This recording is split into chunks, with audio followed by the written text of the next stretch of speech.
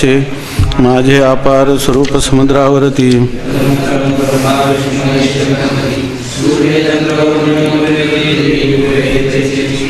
जो सर्वज्ञानी दयाघन मुनी हृदयी जाते कृती ध्यान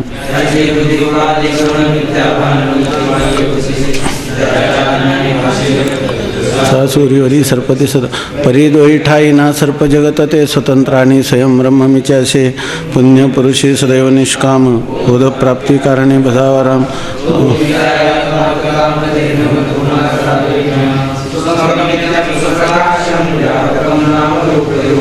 अधिष्ठानं बुद्ध्यबोध्यं बुद्धे दृग्यत्तु निर्मलं अपारं सर्ववेदांत वेद्यं इति मे निश्चिता मतिः.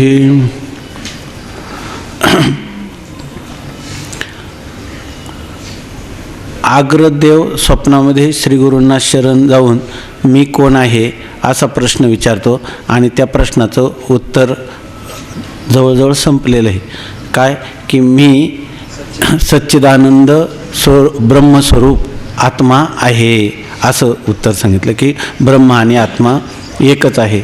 आता यानंतर आत्मा जन्मरहित आहे असं सांगतात. आता दोनच परिच्छेद आहे. आत्मा जन्मरहित आहे आणि आत्मा षड्भाव विकाररहित आहे. हे वास्तविक हे उपसंहाराचे दोन परिच्छेद जे आहेत ते याच्यासाठी आहेत. जर बारकाईने विचार केला तर असं सांगता का महाराज? सांगा.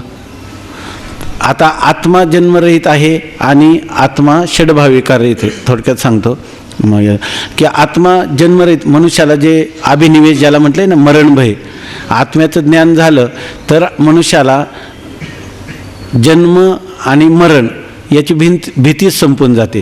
का तर आत्म्याला जन्मच नाही. आत्म्याला जन्मच नाही म्हणजे जन्माची भीती नाही आणि ज्याला जन्म नाही त्याला मरणही नाही म्हणजे जन्म मरणाचं भय समाप्त व्हावं. म्हणजे याचा अर्थ मी कोण आहे या प्रश्नाचं उत्तर यथार्थ कळलं तर त्याला जन्माभावरूप मोक्ष प्राप्त होतो. कारण का आत्म्याला मी ज्या काळात जन्म समजत होतो त्या काळात या आत्म्याला जन्म झालाच नाही. तसंच या ठिकाणी शरीराच्या ठिकाणी विकार दिसून येतात. त्यामुळे मनुष्याला कायम चिंता राहते जीवन जगत असताना की आता जन्म झाला जायते मग अस्तित्वात आला कि पुन्हा वर्धते विपरिणमते अपक्षीयते विनश्यती असे सगळे षड्भाव विकार आहे. पण हे सगळे शरीराला आहेत. शरीराहून आत्मा भिन्न असून तो आत्मा ब्रह्मरूप आहे आणि आत्म्याच्या अतिरिक्त असणारं सर्व कल्पित आहे असं जर ज्ञान झालं त्याला जोपर्यंत प्रारब्ध आहे तोपर्यंत त्याला एक प्रारब्धानुसार येणारा मृत्यू येणारच की नाही. एक मृत्यू येणार. ज्ञानवान पुरुषाला सुद्धा एक मृत्यू आहे. नंतर पुन्हा जन्म नाही. पुन्हा जन्माचा अभाव होतो आणि त्याचं येण्याची शरीरा येणे सरे किंबहुना एरधारे चिरापडे अशी स्थिती आहे. आणि शरीरामध्ये होणारे जे विकार आहे मी आता म्हातारा झालो आता मी मरणार आता हे शरीराची कशी विकलांग स्थिती झाली हे सगळं मी म्हणजे शरीर नाही असं कळल्यानंतर त्याला याचंही काही वाटणार नाही. म्हणून हे दोन परिच्छेद आहे ना हे एक पुरवणी किंवा परिशिष्ट रूपाने दिलेले आहेत.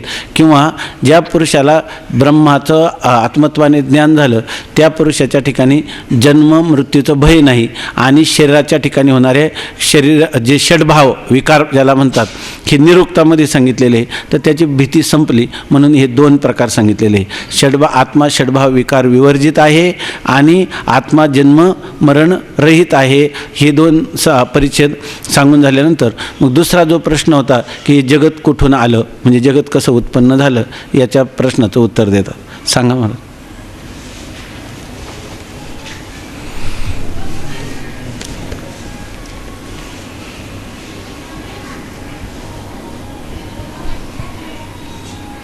दोनशे 30 पाय.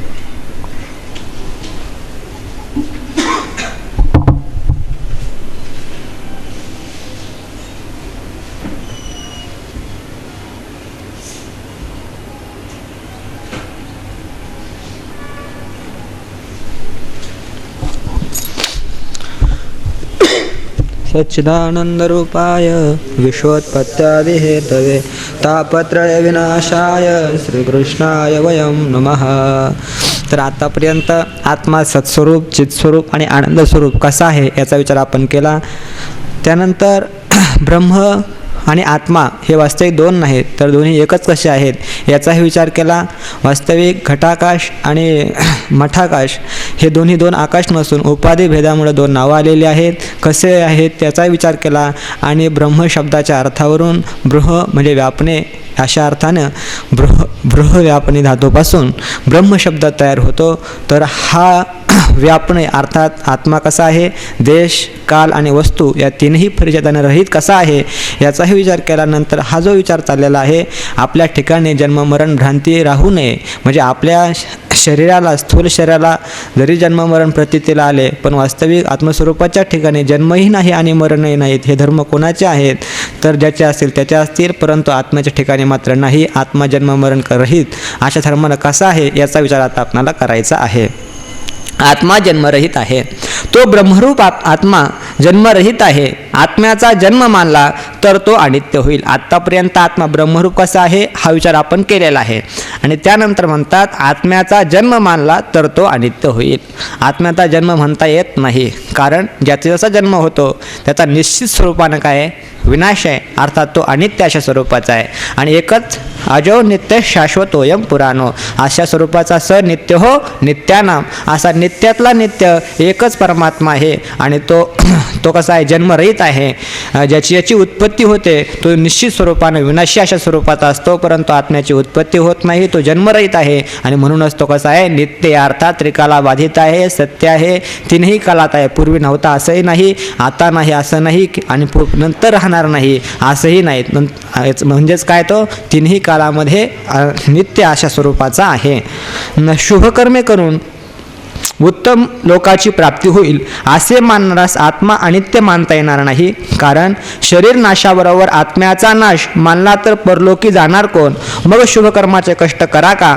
आणि जर आत्मा उत्पत्ती विनाशवान म्हणावा तर वर्तमानकाली सुखदुःखांचा भोग पूर्वजन्माच्या कोणत्याही कर्मा वाचून होतो असे मानावे लागेल. यासच अकृताभागम असे म्हणतात. आणि या जन्म केलेल्या कर्माचा भोग दिल्या वाचून नाश होतो असे म्हणावे लागेल. यासच कृतप्रनाश म्हणतात.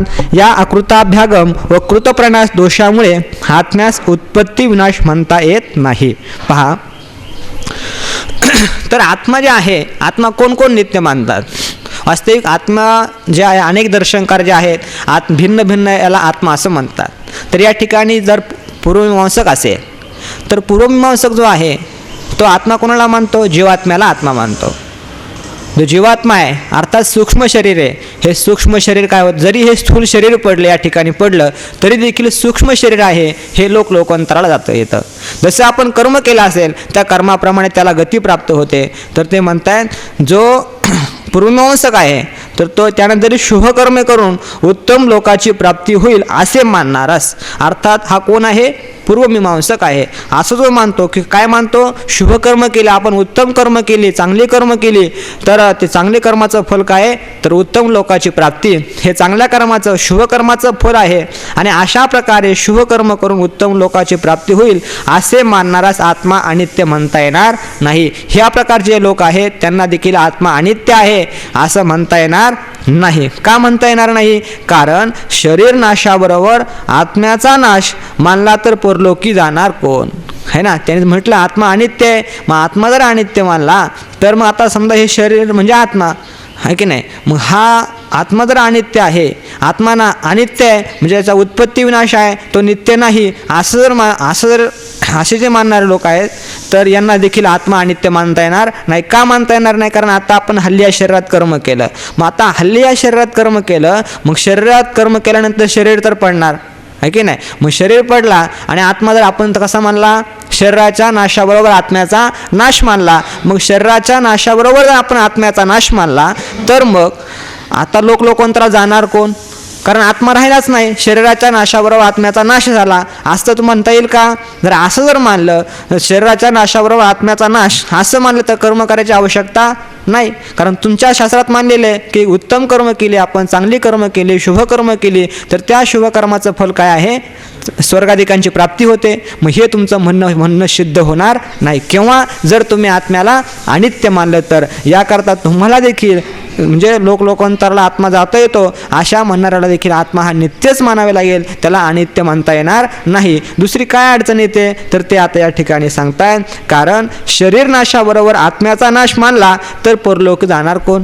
शरीराचा नाश झाला आहे की ना, आणि त्याबरोबर आत्म्याचाही नाश झाला तर मग परलोकाला कोण जाणार आहे की नाही, त्याचाही देखील नाश झाला, जाणार कोण? मग शुभ कर्माचे कष्ट करा का?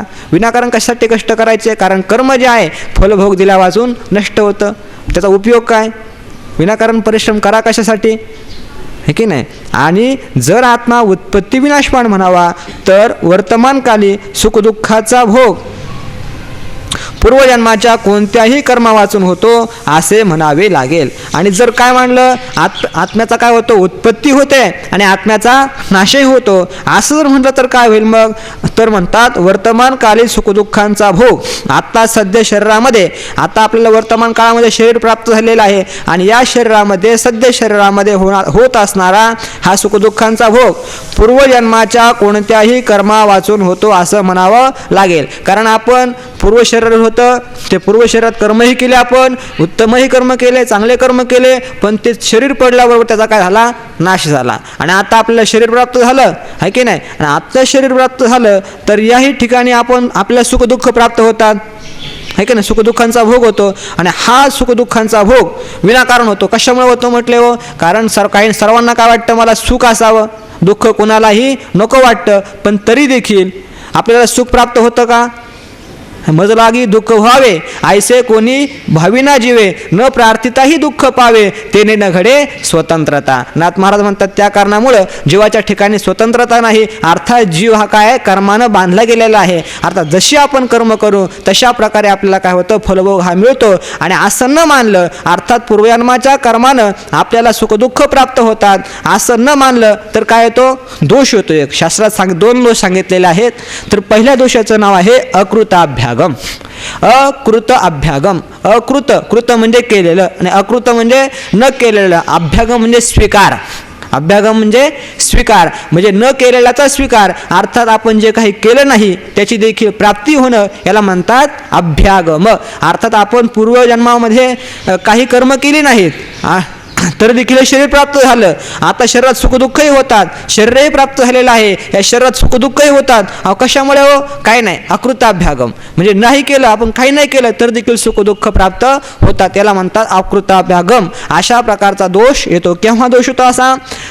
जर पूर्वजन्माच्या वर्तमान काळात सुखदुःखांचा भोग हा पूर्वजन्माच्या कोणत्याही कर्मा वाचून होतो. पूर्वजन्मात आपण काही कर्म केली नाहीत पण तर देखील कर्मा वाचून फलभोग होणं याला म्हणतात अकृताभ्यागम. म्हणजे अकृत म्हणजे न करता देखील कर्मफलाचा भोग होणं याला म्हणतात अकृताभ्यागम. अशा प्रकारचा दोष येतो. म्हणून काय म्हणावं लागेल? आत्मा हा नित्यच मानावा लागेल, अनित्य म्हणता येणार नाही. कारण त्याचं संगती कशी लागते? आता आपण जरी कर्म केलं तर या कर्माचा फलभोग आपल्याला पुढे होईल. आणि जर आत्मा आपण अनित्य मानला तर फलभोग कोण करणार?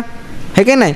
म्हणून आत्मा हा नित्यच तुम्हाला देखील मानावा लागेल. यासच अकृताभ्यागम असे म्हणतात. आणि या जन्मी केलेल्या कर्माचा भोग दिल्यापासून नाश होतो असे मानावे लागेल.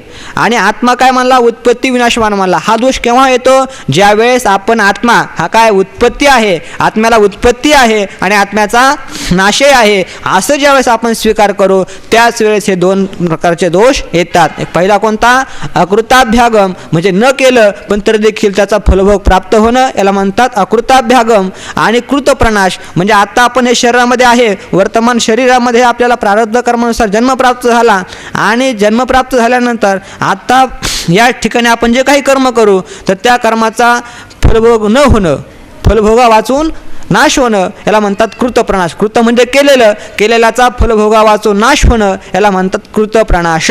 तर अशा प्रकारचे दोन दोष येतात. केव्हा? जर आपण आत्मा उत्पत्ती विनाशवान अर्थात अनित्य अशा स्वरूपाचा मानला तर. म्हणून पूर्वमीमांसक तुम्ही जरी असला, तुम्ही जरी जीवात्म्याला किंवा सूक्ष्म शरीराला आत्मा म्हणत असला पण तुम्हाला देखील आत्मा हा अनित्य म्हणता येणार नाही. पहा, जर वर्तमानकाली सुखदुःखाचा भोग पूर्वजन्माच्या कोणत्याही कर्मा वाचून होतो असे म्हणावे लागेल. यासच अकृताभ्यागम असे म्हणतात. आणि या जन्मे केलेल्या कर्माचा भोग दिल्या वाचून नाश होतो असे म्हणावे लागेल. यासच कृतप्रनाश असे म्हणतात. या आकृताभ्यागम व कृतप्रणाश दोषामुळे आत्म्यास उत्पत्ती विनाश म्हणता येत नाही. तर ह्या प्रकारचे दोष येत असल्या कारणानं आत्म्याच्या ठिकाणी उत्पत्ती आहे किंवा विनाश आहे असं तुम्हाला म्हणता येणार नाही. आणि आत्मा कसा आहे आपला? न जायते न म्रियते वा कदाचिन नायम भूत्वा भविता वा न भूया अशा स्वरूपाचा आत्मा आहे. या शास्त्रवचनालाही विरोध येतो, त्याचप्रमाणे युक्तीलाही विरोध येतो. या कारणानं आत्मा हा उत्पत्ती विनाश नसून हा जन्मरहित अशा स्वरूपाचा आहे. अनित्य नसून हा नित्य अशा स्वरूपाचा आहे. दुसरी गोष्ट आणखीन काय अडचण येते ते सांगतात. पुनर्जन्म मानल्याशिवाय व्यवहारातील सुखदुःखांची अवस्था लागणे शक्य नाही. पुनर्जन्म मानल्याशिवाय पहा, जर पुन्हा आपण जन्म मानला नाही आहे की नाही, तर मग काय होईल म्हणतात, व्यवहारातील सुखदुःखांची अवस्था देखील लागणार नाही. सुख कशाचं फल आहे हो? उत्तम कर्माचं फल सुख आहे आणि वाईट कर्म केलं त्याचं फल दुःख आहे. मग आता ही सुखदुःख उत्पन्न होतात कसे? सुखदुःख तर प्रत्येकाच्या ठिकाणी उत्पन्न होतात आणि आपण आत्मा कसा मानला? अनित्य मानला, उत्पत्ती विनाशवान मानला. मग हे सुखदुःख येतात कसे? सर्वांना सुखाची इच्छा आहे तरी देखील सुख प्राप्त होत नाही, सर्वांना दुःख नको आहे तरी देखील दुःख प्राप्त होतात. याची संगती लावायची कशी? अशा प्रकारची अडचण येते.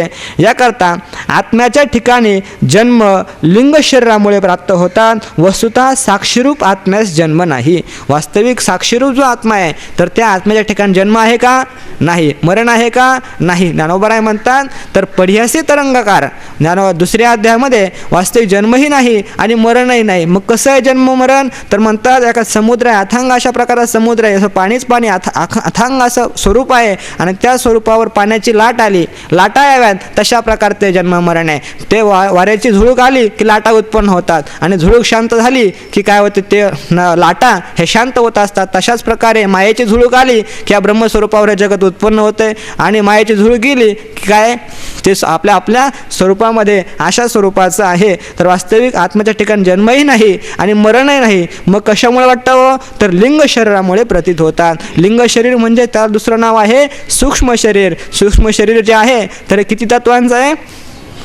17 तत्वांचे आहे. शरीरम सप्त दशभी सूक्ष्म तल लिंग मुच्यते. अशा प्रकारे 17 तत्वांचं हे सूक्ष्म शरीर आहे. पंच ज्ञानेंद्रिय, पंचकर्मेंद्रिय, मन आणि बुद्धी अशा पंच ज्ञानेंद्रिय, पंचकर्मेंद्रिय, पंचप्राण, मन आणि बुद्धी. तर अशा प्रकारे या 17 तत्वांचं हे लिंग शरीर आहे, त्याला सूक्ष्म शरीर असं म्हणतात. तर त्या सूक्ष्म शरीरामुळे आत्म्याच्या ठिकाणी जन्म प्रतीत होतो किंवा मरण प्रतीत होतं. वास्तविक त्या आत्मस्वरूपाच्या ठिकाणी जन्मही नाही आणि मरणही नाही. जसं ते प्रतिबिंब आहे ते कशामुळे वाटतं? त्या घटामुळे वाटतं प्रतिबिंब, जी उपाधी असेल त्यामुळे, आहे की नाही. वास्तविक सूर्य ते आपल्या आकाशाच्या ठिकाणी स्थितच आहे. तर लिंग शरीरामुळे प्रतीत होतो. एका शरीरातून दुसऱ्या शरीरात गेलं की आपण काय म्हणतो जन्म. जन्म म्हणजे सूक्ष्म शरीराने दुसऱ्या शरीरात याला जन्म म्हणतात. आणि मरण म्हणजे काय?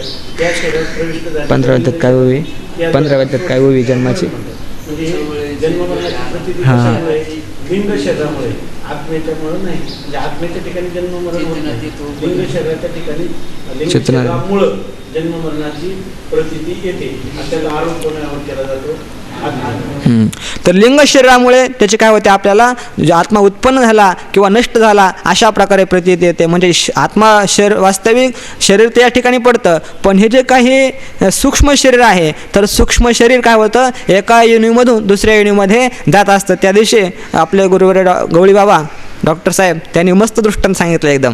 तर मोबाईल आहे म्हटलं, मोबाईल हे काय जीर्ण वस्त्र येतात किंवा मोबाईल आहे, मोबाईल जुना झाला तर आपण काय करतो, दुसरा नवीन मोबाईल घेतो आणि ते परंतु सिम मात्र बदलतं का? सिम बदलत नाही. सिम काय असतं, सिम कार्ड तेच असतं, पण ते सिम आपण दुसऱ्या नवीन मोबाईलमध्ये टाकतो. त्यानंतर तो खराब झाला, दुसऱ्या मोबाईल सिम बदलतो का आपण? सिम बदलत नाही. तसं हे जीवात्मा म्हणजे काय आहे, सिम आहे. आणि ते सिम आपण सूक्ष्मदेह म्हणजे सिम आहे आणि ते आपण वेगवेगळ्या देहामध्ये मोबाईलमध्ये टाकत असतो, बाकी काही होत नाही.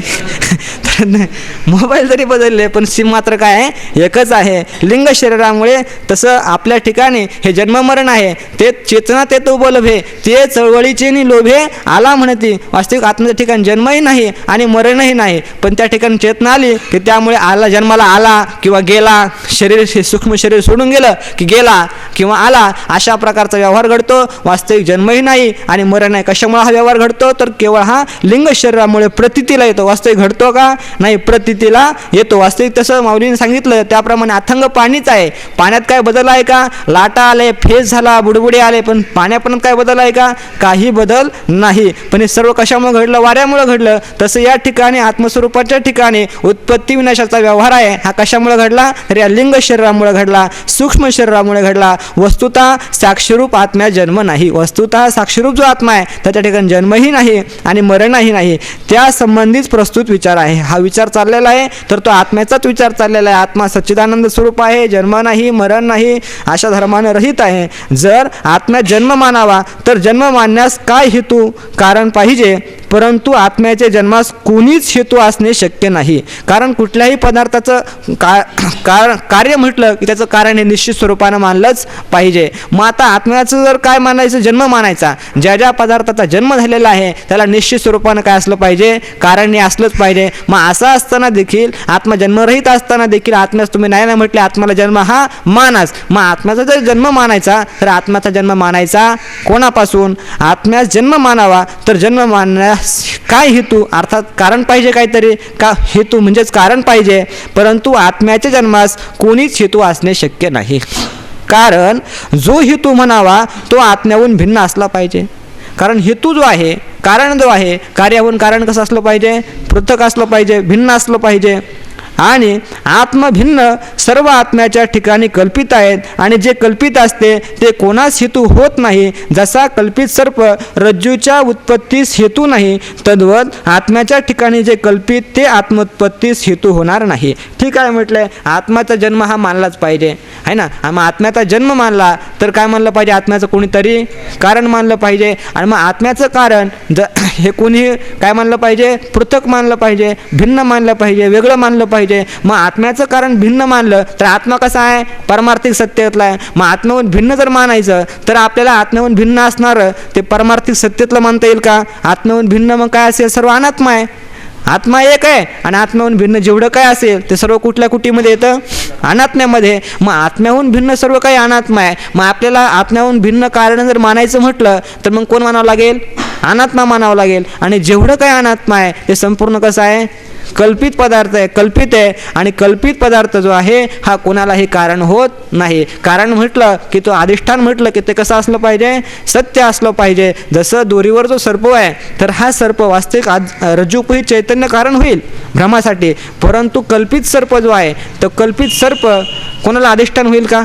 त्या कल्पित सर्पावर भ्रम होईल का?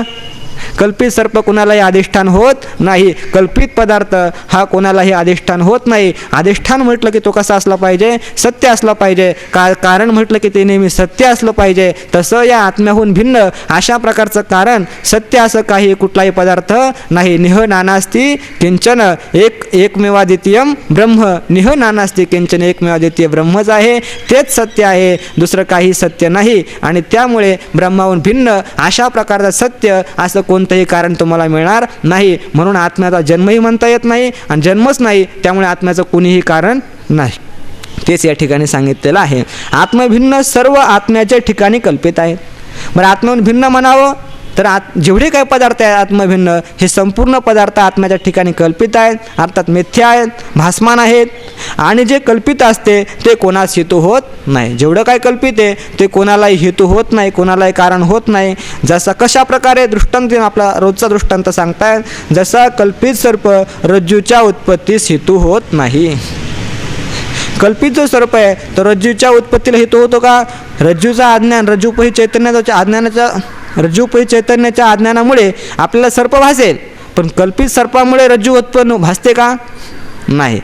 रज्जूच्या उत्पत्ती त्या ठिकाणी रज्जूची उत्पत्ती होते का? ना. रज्जूच्या उत्पत्तीला कल्पित सर्प कारणीभूत होत नाही. अर्थात कल्पित पदार्थ कोणालाही कारण होत नाही. तद्वत त्याचप्रमाणे आत्म्याच्या ठिकाणी जे कल्पित ते आत्मोत्पत्तीस हेतू होणार नाही. त्याचप्रमाणे आत्मस्वरूपाच्या ठिकाणी जेवढं काय आहे ते जगदंतपाती किंवा जगत संपूर्णच कसं आहे? कल्पित आहे. मग असं असणारं कल्पित असणारं जगत सत्य पदार्थाची उत्पत्ती करेल का? सत्य पदार्थाची उत्पत्ती करणार नाही. म्हणून आत्म्यास जन्म नाही. पहिला दोष सांगितला होता अकृताभ्यागम आणि कृतप्रणाश. आणि त्यानंतर आत्म्याच्या ठिकाणी जेवढं काय आहे आत्मभिन्न हे सगळं कल्पित आहे आणि कल्पित पदार्थ आत्म्याच्या उत्पत्तीसाठी कारण होणार नाही. आणि कारण ज्याचा जन्म झाला त्याचं कोणतरी कारण मानावं लागेल, आत्म्याचं कारण मानता येत नाही. हाही एक दोषामुळे आत्म्याला जन्म नाही हे आपलं काय होतं, निश्चित स्वरूपानं सिद्ध होतं. आता दुसरं सांगतात पहा, दुसऱ्या एका रीतीनेही आत्म्यास उत्पत्ती मानता येत नाही. दुसऱ्याही पद्धतीनं आत्म्यास उत्पत्ती मानता येत नाही. ती अशी, त्याचा काय प्रकारे पहा, जशी रज्जूच्या ठिकाणी दंड, सर्प, जलधारा इत्यादी भ्रांती होते, त्या दोन अंश आहेत. एक सामान्य इदमांश म्हणजे हा, आणि सर्पादी विशेष अंश. त्यात सामान्य इदमांश सर्पादी विशेष अंशात व्यापक असतो. म्हणजे हा सर्प, हा दंड, ही जलधारा अशी प्रतीती येते. तो व्यापक सामान्य इदमांश रज्जू स्वरूपच आहे आणि त्यासच रज्जूचे सामान्य ज्ञान म्हणतात. तो सामान्य इदमांश सत्य आहे, कारण रज्जूचे ज्ञानानंतरही इदमांशाची प्रतीती येते. ती अशी, भ्रांती कालात हा सर्प आहे, तेव्हा सर्पाशी मिळून हा या इदमांशाची प्रतीती होते आणि रज्जू ज्ञानानंतर हा इदमांश रज्जूशी अभिन्न होऊन ही रज्जू आहे अशी प्रतीती होते. जर इदमांश मिथ्या असता तर भ्रांती निवृत्तीनंतर त्याची प्रतीती आली नसती. प्रतीती येते म्हणून इदमांश अधिष्ठान रज्जूरूप सत्य आहे आणि परस्पर व्यभिचारी सर्पाधिक ते कल्पित आहेत. ब्रह्मा व्यतिरिक्त तर आत्मा जन्मरहित कसा आहे, सत्य कसा आहे, त्रिकाला बाधित कसा आहे, त्याचं कोणीही कारण नाही हे कसं आहे, हे आणखीन एका प्रकारे सांगतात. पहा कसं, जसं रज्जूच्या ठिकाणी आपल्याला काय होते, दंड, सर्प, जलधारा, भोरेशा अशा प्रकारे नाना प्रकारचे भ्रम होतात, भ्रांती होते. त्या भ्रांतीमध्ये दोन प्रकारचे अंश आहेत. तर कोणते अंश आहे, एक आहे सामान्य अंश आणि एक आहे विशेष अंश. तर सामान्य अंशालाच कोणता सामान्य अंश आहे, इदम अंश जो आहे हा इदम अयम सर्प हा, अशा प्रकारची भ्रांती झाली. किंवा इयम शुक्ती ही किंवा इदम रजतम. तर यामध्ये इदम जो अंश आहे इदम रजतम, तर इदम रजत अंशमध्ये इदम एक भाग आहे आणि रजतम एक भाग आहे. तर इदम जो अंश आहे हा कसा आहे, सामान्य स्वरूपाचा अंश आहे आणि रजत जो आहे हा कसा आहे, विशेष स्वरूपाचा अंश आहे. तर सामान्य अंश कशाला म्हणायचं आणि विशेष अंश कशाला म्हणायचं याची व्याख्या आपण पाठीमागे पाहिली चौथ्या तरंगामध्ये, आहे की नाही. सामान्य अंश कशाला म्हणायचं, भ्रांती ज्ञान काल सांगता येईल कोणाला,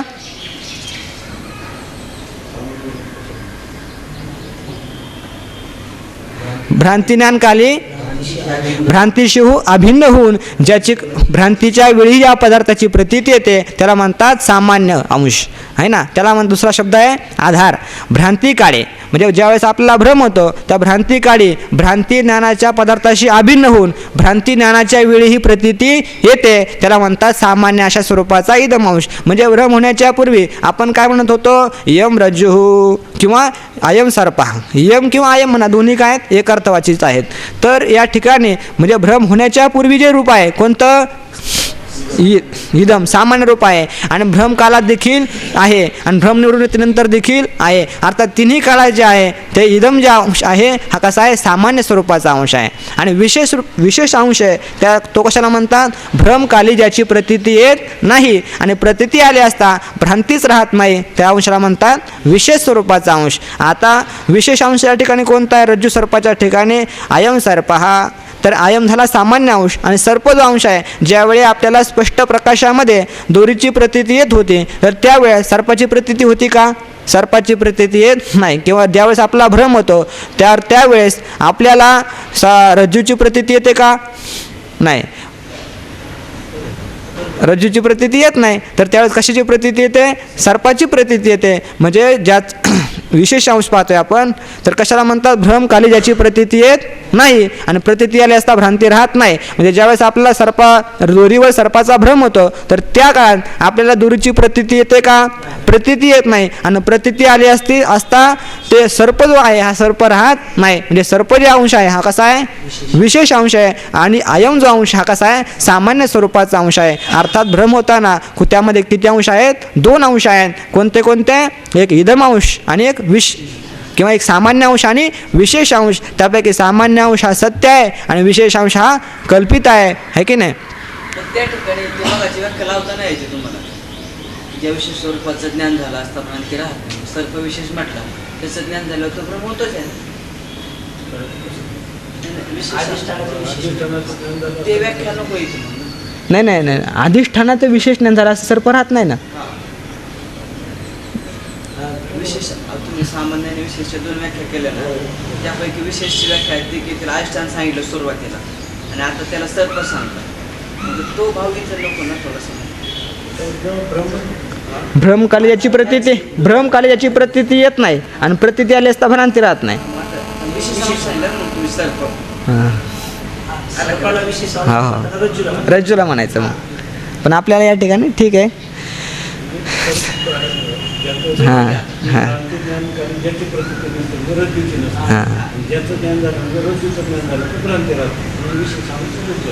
हां तर या ठिकाणी अधिष्ठानाला काय म्हणायचं, आधार त्या ठिकाणी विषय थोडा वेगळा आहे. आधार आणि अधिष्ठान त्या ठिकाणी असा विषय, पण या ठिकाणी सामान्य शब्द आला म्हणून ते समजून देण्याकरता सामान्य कशाला म्हणायचं हे समजून देण्याकरता आपण हा विषय पाहिला. तर आता या ठिकाणी सामान्य अंश कोणता आहे आणि विशेष अंश कोणता याचा आपण विचार करू. तर इदम अंश काय हा सामान्य आहे आणि रज्जू असेल सर्प असेल जेही असेल चैतन्याला उपाधी सर्व काय आहे हे विशेष अशा स्वरूपाचा अंश आहे. मग तर रज्जू आली काय आणि सर्प आला काय, जेवढं काय सर्वच काय तर चैतन्याच्या ठिकाणी कल्पित आहेत.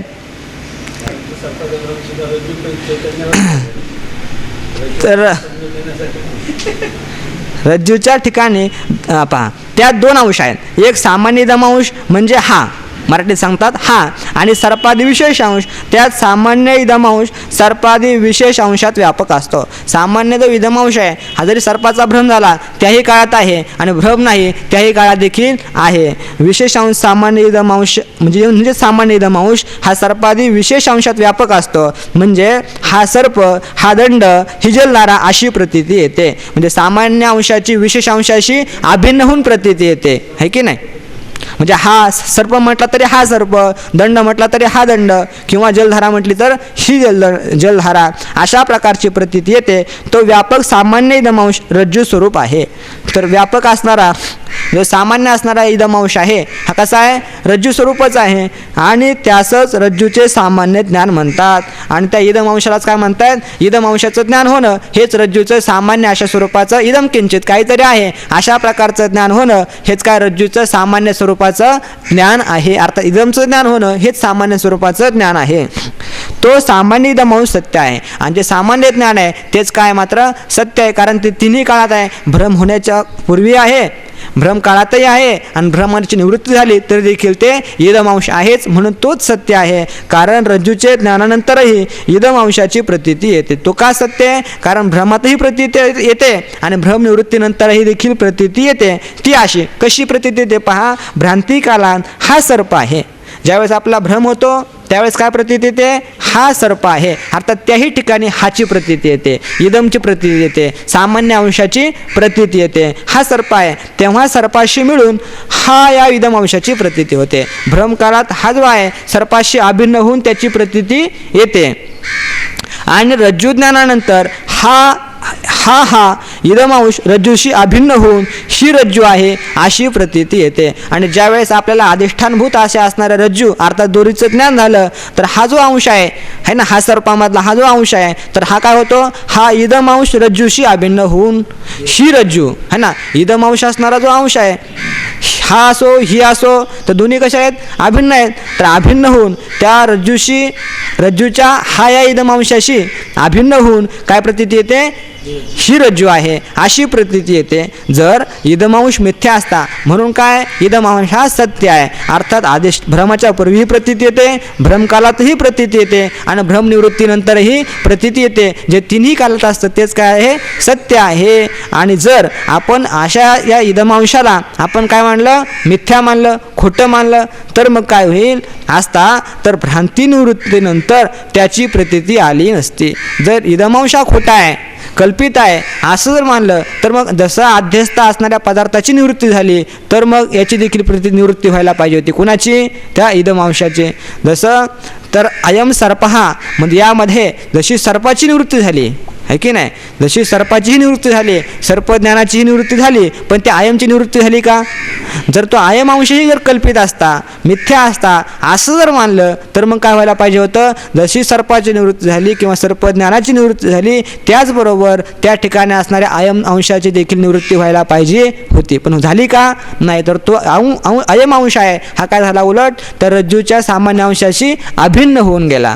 तर भ्रांतीनंतर त्याची प्रतीती आली नसती. भ्रांती निवृत्त झाली तर त्यानंतर त्या इदमांशाची प्रतीती यायला नको, आणि येते तर खरी. म्हणून त्या इदमांशाला कल्पित असं म्हणता येत नाही, तर तो अंश कसा आहे? सत्य अशा स्वरूपाचा आहे. प्रतीती येते म्हणून इदमांश अधिष्ठान रज्जुरूप सत्य आहे, आणि म्हणून जो इदमांश आहे हा अधिष्ठान असणारा रज्जुरूप हा अशा प्रकारचा सत्य अशा स्वरूपाचा आहे. आणि व्यभिचारी कोण आहेत मग? परस्पर व्यभिचारी जे सर्पाधिक ते कल्पित आहेत. आणि त्यामध्ये सर्पाधिक म्हणजे ज्याचाही काय भ्रम झाला असेल है ना, सर्पाचा भ्रम होऊ शकतो, माळेचा भ्रम होऊ शकतो, जलधारेचा भ्रम होऊ शकतो, अशा प्रकारे नाना प्रकारचे भ्रम तुम्हाला दूरच्या ठिकाणी होऊ शकतात. तर हे संपूर्ण जे पदार्थ आहेत हे कसे आहेत? कल्पित आहेत. परंतु ज्या अधिष्ठानावर होते, सामान्य स्वरूपावर हा भ्रम होतो, तर ते सामान्य अंश मात्र कसा आहे? नित्य अशा स्वरूपाचा आहे. तसं आत्मस्वरूप जे आहे हे नित्य अशा स्वरूपाचं आहे. आत्मस्वरूपाच्या ठिकाणावर कितीही जगत उत्पन्न हो, पंचशेखर म्हणतात माया मेघो जगन्निरम वर्षत्वे शेता तथा चिदाकाशस्य नो हानिर नवा लाभ इति स्थिती. मायारूपी मेघ, जगतरूपी नीर कितीही वर्षाव करो, मायारूपी मेघ जे आहेत जगतरूपी पाण्याचा कितीही वर्षाव करो, अर्थात कितीही जगत उत्पन्न करो, परंतु तरी देखील चिदाकाशाची काही हानी होत नाही, काही नुकसानही होत नाही, किंवा चिदाकाशात काही भर पडते असंही काही होत नाही. तशा प्रकारे जसा हा इदमांश तसा आहे, तसाच इदमांश म्हणजे त्या ठिकाणी कोण आहे? आत्मा आहे. आत्मा सामान्य स्वरूप आहे, तो नित्य आहे, त्याची काही लाभही होत नाही. कारण कल्पित पदार्थ आपण काय पाहत असतो? कल्पित पदार्थ जो आहे अधिष्ठानाची काही लाभही करत नाही, त्याला काही उपयुक्तही होत नाही, किंवा हानीही करत नाही, काही नुकसानही करत नाही, त्याच्यात काही बदलही करत नाही. हे सांगितला. ब्रह्माव्यतिरिक्त आता दुसरं सांगतात पहा, ब्रह्माव्यतिरिक्त सर्व पदार्थात 5 अंश आहेत. ब्रह्माव्यतिरिक्त जेवढे काय पदार्थ आहेत त्या पदार्थात किती अंश जगतामध्ये? संपूर्ण जगत जे आहे हे 5 अंशानं बनलेलं आहे. कोणते कोणते 5 अंश आहेत? अस्ति, भाती, प्रिय हे 3 आणि नाम व रूप हे 2 मिळून 5 आहेत. कोणते कोणते आहेत? अस्ति, भाती, प्रिय, नाम आणि रूप. अस्ति म्हणजे असणं, विद्यमानता, सर्पो अस्ति. भाती म्हणजे मला सर्पाचं ज्ञान झालं, त्याला म्हणतात भाती. आणि प्रिय, सर्प मला प्रिय आहे. आपल्याला जरी प्रिय नसला तरी कोणाला ना कोणाला प्रिय हा आहेच. तर अशा प्रकारे हे अस्ति, भाती आणि प्रिय हे ब्रह्माचे आहे. आणि नाम व रूप हे कोणाचे आहेत? तर मायेचं आहे.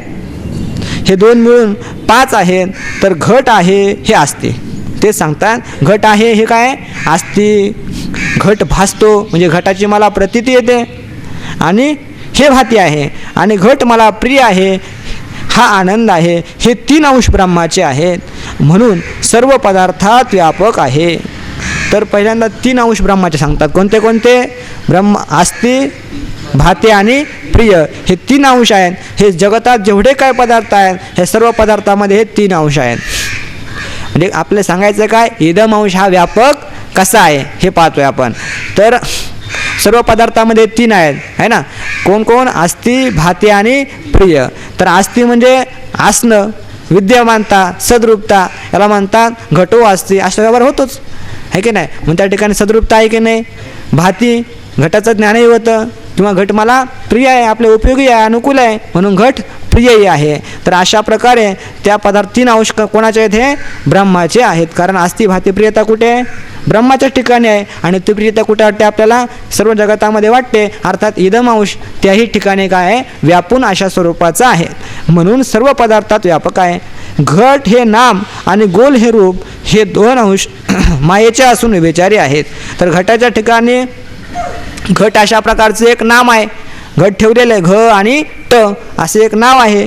त्याचप्रमाणे गोल, कंबुग्रीवाद्यमान आकाराचं जे गोल असं रूपाचं रूप आहे, गोल हे रूप हे 2 अंश मायेचे आहेत. अर्थात नाम आणि रूप हे 2 अंश जे आहेत हे कोणाचे आहेत?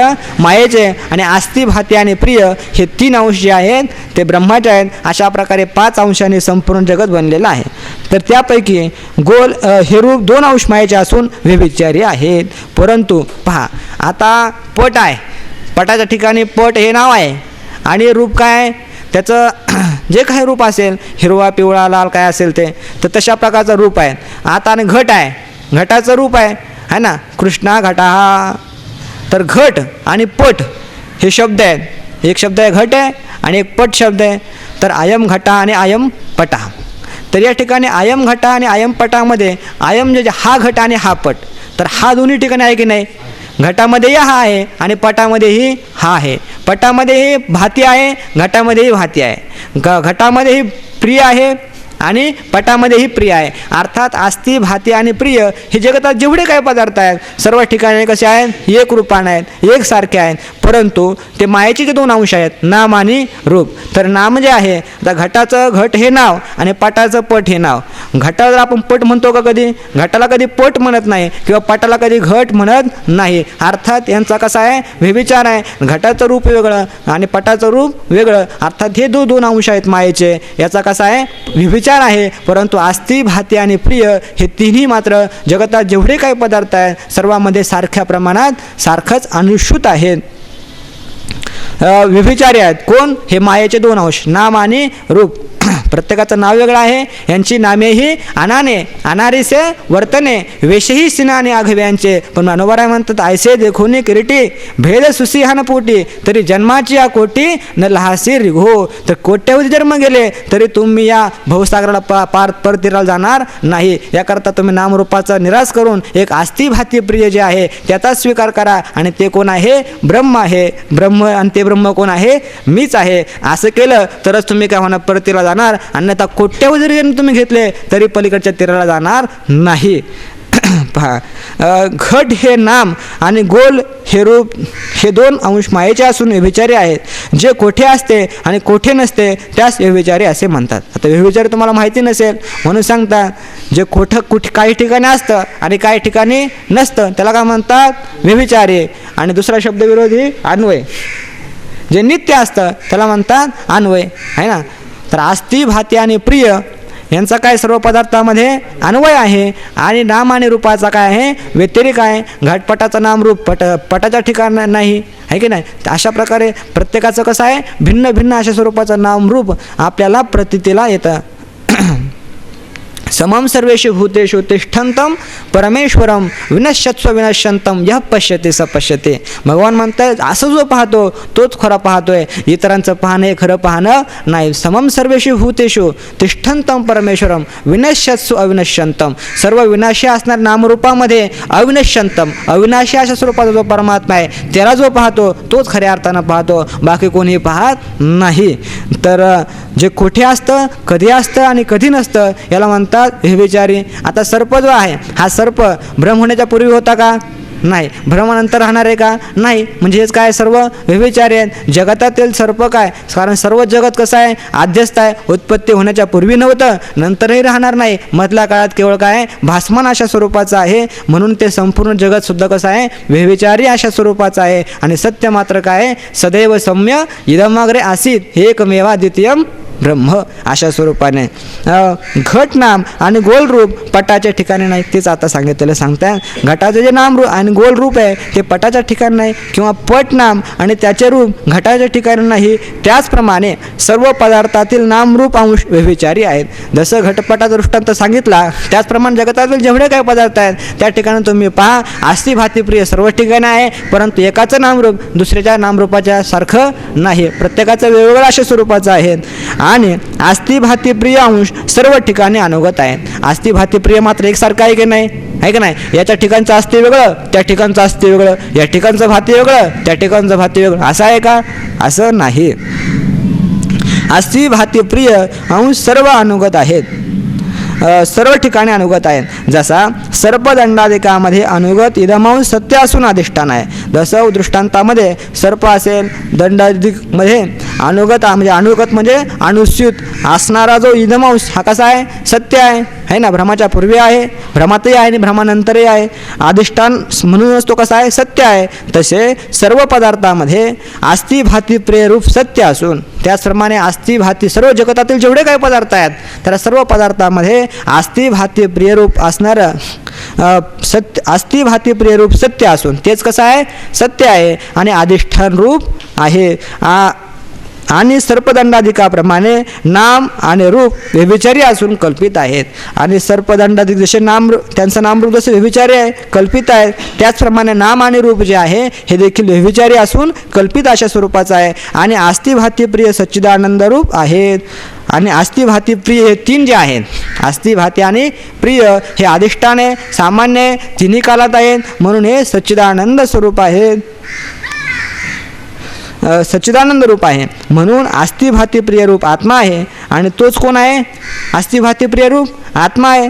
आणि जे आस्ती भाती प्रिय स्वरूप आहे तेच कोण आहे, जे आहे तेच सत आहे, जे भाती तेच चित आहे, आणि जे प्रिय आहे तेच कोण आहे, यम आत्मा परानंदा. आपण पाहिले सर्व, जो सर्वाधिक परमप्रीतीचा विषय असतो तोच कोण आहे, आनंद रूप आहे. म्हणून जे प्रिय आहे तोच कोण आहे, आनंद आहे. अर्थात आस्ती भाती प्रिय जे स्वरूप आहे तेच सच्चित आणि आनंद स्वरूप आहे. आणि असं कोण आहे, ब्रह्म आहे. आणि तसाच आत्मा आस्ती भाती प्रियरूप आहे आणि म्हणून तो देखील सच्चिदानंद स्वरूप अशा प्रकारचा ब्रह्मरूप आहे. आणि सच्चिदानंद रूप आत्म्याच्या ठिकाणी नामरूप सर्व प्रपंच कल्पित आहेत. आणि सच्चिदानंद स्वरूप अशा परमात्म स्वरूपाच्या ठिकाणी संपूर्ण हे कल्पित आहे. ते कल्पित पदार्थ आत्म्याच्या जन्मास हेतू होणे शक्य नाही. आणि म्हणून आत्म्याची उत्पत्ती मानायची म्हटलं की त्याचं कोणी कारण मानलं पाहिजे. आणि कारण कसं मानलं पाहिजे, आत्म्यामध्ये भिन्न मानलं पाहिजे. आणि भिन्न सर्व कसं आहे, अनात्मा आहे, कल्पित आहे. आणि कल्पित हे आत्म्याच्या उत्पत्तीस कारण होत नाही. तर अशा प्रकारे पहिल्यांदा सांगितलं आत्मा जन्मरहित आहे. आत्मा जन्मरहित काय, कारण जर आत्म्याच्या उत्पत्ती विनाशवान मानला तर काय अडचण येते. पहिली गोष्ट अकृताभ्यागम आणि कृतप्रनाश शास्त्रात सांगितलेले हे दोन प्रकारचे दोष येतात. दुसरी गोष्ट सांगितली, आपल्याला सुखदुःखाची अवस्था लागत नाही. प्रत्येकाला वाटतं मला सुख असावं, दुःख कोणालाही नको वाटतं, पण तरी देखील प्राप्त होतं का, प्राप्त होत नाही. म्हणून काय, तर सुखदुःखाची अवस्था लावण्याकरता काय म्हणलं पाहिजे, आपण आत्मा हा तर नित्य आहे, हा जन्मणारा किंवा मरणारा नाही. दुसरी गोष्ट सामान्य अंश आणि इदम अंश आहे की नाही. तर सामान्य अंश सत्य आहे, त्रिकालाबाधित आहे. आणि विशेष जो अंश आहे, नामरूप जो अंश आहे हा कसा आहे, कल्पित अशा स्वरूपाचा आहे. आणि तोच सर्वांचा अधिष्ठान आहे. हे सर्व नामरूप व्यभिचारी आहेत, हे जातात येतात, परंतु जे अधिष्ठान अंश आहे भ्रमाच्या पूर्वी आहे, भ्रमानंतरही आहे आणि भ्रमकाळात देखील आहे, म्हणून ते सत्य आहे. अशा प्रकारे आत्मा हा नित्य आहे. त्या ठिकाणी जन्मही नाही, मरणही नाही. आणि जो अशा प्रकारे असती, त्यानंतर सांगितलं आस्ती भाती आणि प्रियरूप हे काय, जगतातील जेवढे काही पदार्थ आहेत हे पाच अंशाने बनलेले आहेत. त्यापैकी आस्ती भाती आणि प्रिय हे सर्व ठिकाणी समानानुष्ठित आहेत, परंतु नामरूप जे आहेत हे मात्र व्यभिचारी आहेत. त्याचप्रमाणे या ठिकाणी आस्ती भाती आणि प्रिय कोण आहेत, तर ब्रह्मस्वरूप आहेत, है ना, ब्रह्मरूप आहेत. आणि नामरूप हे कसे आहेत, कल्पित अशा स्वरूपाचे आहेत, मायेचे कार्य आहेत. आणि म्हणून हे इदमांश जसं रज्जू सर्पाधिक आहेत, तर सर्पाधिकाच्या ठिकाणी सर्पाचं नामरूप ते सर्व कसं आहे, व्यभिचारी आहे, मिथ्या आहे, कल्पित आहे. परंतु अधिष्ठान रज्जू जशी सत्य आहे, त्याचप्रमाणे ब्रह्माच्या ठिकाणी हे सर्व जगदंत पाते सर्व काही कल्पित आहे. एकमेव अधिष्ठान सत्य आहे. आणि ते कसं आहे, आस्ती भाती आणि प्रिय स्वरूप अशा स्वरूपाचं आहे. आणि जे आस्ती भाती प्रिय रूप आहे ते सच्चिद आणि आनंद स्वरूप आहे. आणि जे सच्चिदानंद स्वरूप आहे ते ब्रह्मस्वरूप आहे. आणि आत्मा देखील कसा आहे, आत्ताच आपण पाहिलं, आत्मा सत्स्वरूप आहे, चित्स्वरूप आहे आणि आनंद स्वरूप आहे. आणि आत्मा आस्ती भाती प्रिय स्वरूप आहे. म्हणूनच आत्मा कसा आहे, सच्चित आणि आनंद स्वरूप आहे. म्हणून आत्म्याच्या ठिकाणी जन्म म्हणता येत नाही. म्हणून आत्म्याचा जन्मच नाही तर आत्म्याचं कारण मानणार कोण. मग आत्म्याला जर कारणच नाही तर आत्मा उत्पन्न होणार कोणापासून. म्हणूनच आत्मा कसा आहे, अजन्म अशा स्वरूपाचा आत्मा आहे. त्यानंतर घ्यायचं, आता पहिला आपण आत्मा हा जन्ममरण रहित आहे. त्यानंतर आता आपल्या ठिकाणी आत्मा षडभाव विकार रहित आहे.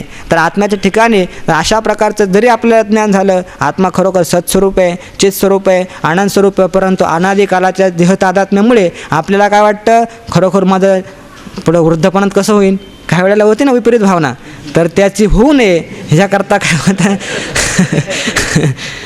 तर याकरता विद्यारण्य नाही,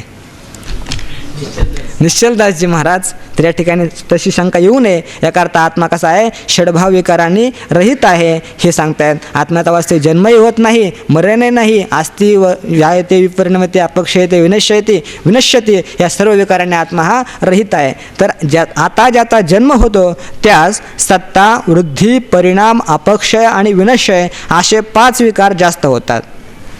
तर ज्याचा जन्म होतो तर त्या सर्वांना काय होतो, अशा प्रकारचं 6 प्रकारचे विकार संभवतात. परंतु आत्म्याच्या ठिकाणी 6 प्रकारचे विकार नाही. पहिला विकार आपण निरस्त केला, कारण आत्म्याचा जन्म मानायचं तर आत्म्याचं कारण मानलं पाहिजे आहे ना. आणि आत्म्याहून भिन्न असं कारण कोणीही नाही की जे आत्म्याला उत्पन्न करू शकेल. कसं नाही ते आता आपण संपूर्ण विचार पाहिला. तर जन्माच्या पूर्वी आत्म्याच्या उत्पत्तीला जे हेतू आहे त्याला काय म्हणतात, जन्म असं म्हणतात. उत्पत्तीच्या पूर्वी जे उत्पत्तीसाठी कारणीभूत आहे त्याला काय म्हणतात, जन्म असं म्हणतात. त्यानंतर जन्म झाल्यानंतर जी विद्यमानता आहे, सत्ता आहे, तिला काय म्हणतात, सत्ता. त्यानंतर वृद्धी, वाढ होणं याला म्हणतात वृद्धी. त्यानंतर आपल्या शरीरामध्ये काय होणं, बदल होणं, विकास होणं. जसं रोगाची उद्भुतता येईल, वृद्धपणा येईल, तसं तसं काय होतं, आपल्या शरीरामध्ये परिणाम होतो आहे ना. काय काय होतं 13व्या अध्यायामध्ये माऊलींनी सांगितलेलं आहे कसा कसा परिणाम होतो. नंतर काय होतं म्हणतात, अपक्षय होतो आहे ना, झीज होते शरीराची. आणि शेवटचं तद्धाम परम मम, तर शेवटी काय होतो, विनाश होतो. अशा प्रकारचे हे ज्याचा जन्म होतो त्याला काय होतात, हे 5 प्रकारचे विकार असतात. आत्म्याचा जन्म नाही, पहिलाच विकार खालचीच उतरण जर पाडली तर वरच्या राहतील का. हे कोणाला विकार होतात, ज्याचा जन्म झाला त्याला होतात. तर आता आपण सिद्ध केलं की माझा जन्म झाला नाही किंवा होणार नाही किंवा होतही नाही. तर असं सिद्ध केलं तर मग आता जन्मच जर नाही तर जन्माच्या उत्पत्तीचं कारण, जन्म म्हणजे काय, जन्माच्या उत्पत्तीचं कारण तेच जर नाही तर मग आता पुढचे विकार होणं संभवनीय आहे का, संभवनीय नाही. म्हणून जन्मानंतरचे हे 5 विकार त्यास होत नाहीत. म्हणून आत्मा जन्मादी षडभाव विकार रहित आहे. म्हणून आत्म्याच्या ठिकाणी 6 प्रकारचे विकार आणि तो आत्मा रहित आहे. न जायते म्रियते आपण पाहिलं. आत्मा असंग आहे, संबंधात संग म्हणतात. आणि आत्मा कसा आहे, असंग अशा स्वरूपाचा आहे. तर असंग संग कशाला म्हणतात, पहिल्यांदा ते सांगतात संबंधात संग असं म्हणतात. आत्म्याचा आणि कोणाचा संबंध होत असेल तर त्याला काय म्हणतात, संग असं म्हणतात. परंतु आत्म्याचा कोणाशी संग होत नाही, अर्थात आत्म्याचा कोणाचा संबंध होत नाही. संबंध होण्यासाठी सत्ता काय पाहिजे, एक पाहिजे. परंतु आत्माच एक परमार्थिक सत्तेतला आहे आणि तद्व्यतिरिक्त सर्व अनात्मा असल्यामुळे त्यांची सत्ता कशी आहे, कल्पित आहे. आणि त्यामुळे आत्म्याशी कितीही संग करायचा म्हटलं तर त्या पदार्थांचा आत्म्याचा कधी संग होईल का, कधी संग होत नाही. म्हणून आत्मा हा असंग आहे. तो संबंध, आता संबंध किती प्रकारचे सांगतात पहा. तो संबंध सजातीय विजातीय स्वगत पदार्थापासून होतो. तो संबंध कोणापासून होतो, आपल्या जातीतले पदार्थ असतील किंवा विजातीय असतील किंवा त्याला अवयव असेल तर त्याच्यामध्येच काय होऊ शकतो, संबंध होऊ शकतो. माहिती आहे ना, स्वगत सजातीय विजातीय भेद. स्वगत भेद हा आपल्या अवयवामध्ये होत असतो, पण सतो नावयव हा शंक्या, स्वतःच्या ठिकाणी अवयवच नाही, मग त्याचा स्वगत भेद होईल का त्यामध्ये. त्यानंतर विजातीय आणि सजातीय.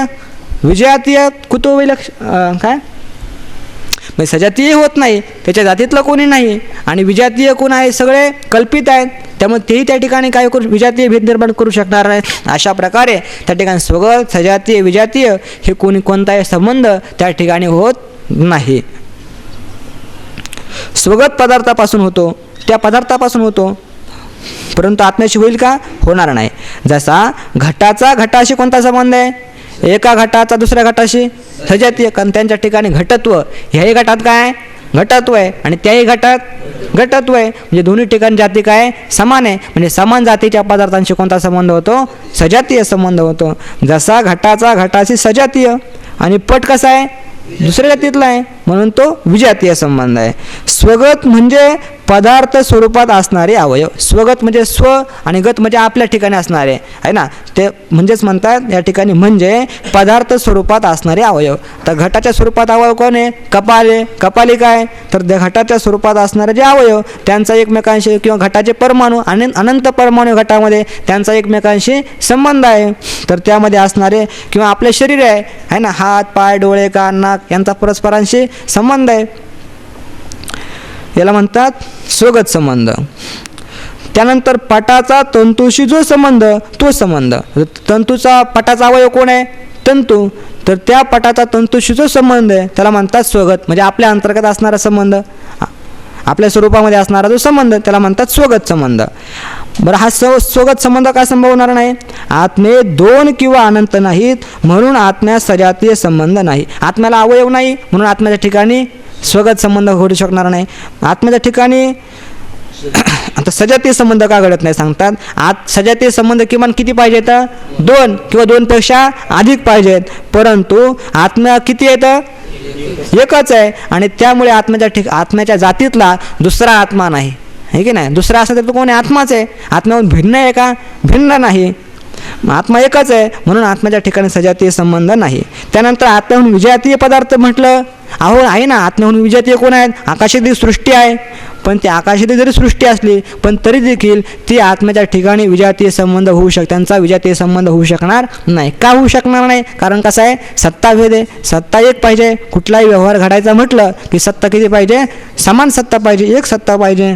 आत्म्याहून विजातीय पदार्थ अनात्मा आहे म्हणून मृगजलाप्रमाणे आत्म्याच्या ठिकाणी कल्पित आहे. जसं मृगजल कल्पित आहे त्याचप्रमाणे जेवढे काही पदार्थ आहेत हे संपूर्ण आत्म्याच्या ठिकाणी कल्पित आहेत आणि कल्पित असल्यामुळे त्या ठिकाणी विजातीय भेद निर्माण करू शकणार नाही. याकरता त्याचा आत्म्याशी संबंध घडत नाही. अर्थात स्वगत पदार्थांशी स्वगत संबंध, सजातीय संबंध, विजातीय संबंध या तिन्ही संबंधाने आत्मा रहित आहे. पहिल्यांदा सांगितलं विकाराने रहित आहे, त्यानंतर सांगितलं असंग आहे की नाही, आणि त्यानंतर असंग कशामुळे? तर या तिन्ही संबंधाने रहित असल्यामुळे आत्मा हा असंग अशा स्वरूपाचा आहे.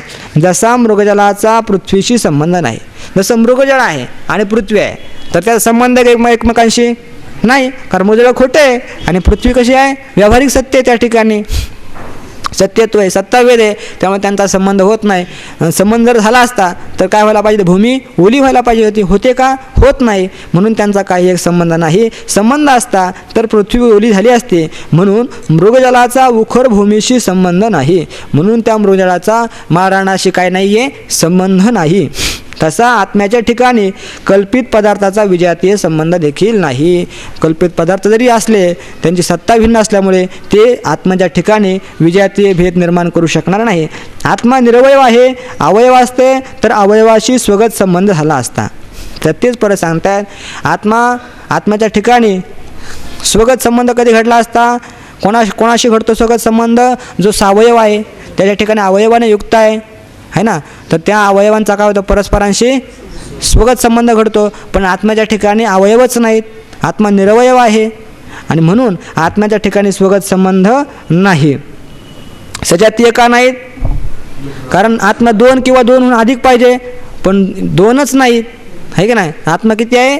एकच आहे म्हणून सजातीय संबंध नाही. विजातीय म्हटलं, विजातीय आकाशातील जरी सृष्टी असली पण तर देखील ती कशी आहे? कल्पित आहे आणि कल्पित पदार्थ अधिष्ठानाचे काही लाभ हानी करत नाही. काही सत्ताभेद आहे. व्यवहार घडण्यासाठी, संबंध घडण्यासाठी सत्ता एक पाहिजे, दोघांची सत्ता एक पाहिजे, पण सत्ता भिन्न असल्यामुळे ते व्यावहारिक पदार्थ आकाशातील सृष्टी ती देखील त्या ब्रह्माशी विजातीय भेद करू शकणार नाही. आत्मा निरवयव आहे. अवयव असते तर अवयवाशी स्वगत संबंध झाला असता. त्यानंतर आत्मा नित्य आहे म्हणून निरवयव आहे. मग आत्मा निरवयव का आहे हो? तर आत्मा कसा आहे? आत्मा निरवयव आहे. कशामुळे? नाही पहा, आत्मा निरवयव आहे. अवयव असते तर त्याचा अवयवाशी स्वगत संबंध झाला असता. आत्मा नित्य आहे म्हणून निरवयव आहे. त्याचं कारण सांगतात. आत्मा निरवयव का आहे? कारण आत्मा हा नित्य आहे आणि जो नित्य असतो तो कसा असतो? अवयवांनी रहित असतो. निरवयाचा तो हेतू दिला काय? नित्यत्वा. तो नित्य आहे म्हणूनच कसा आहे?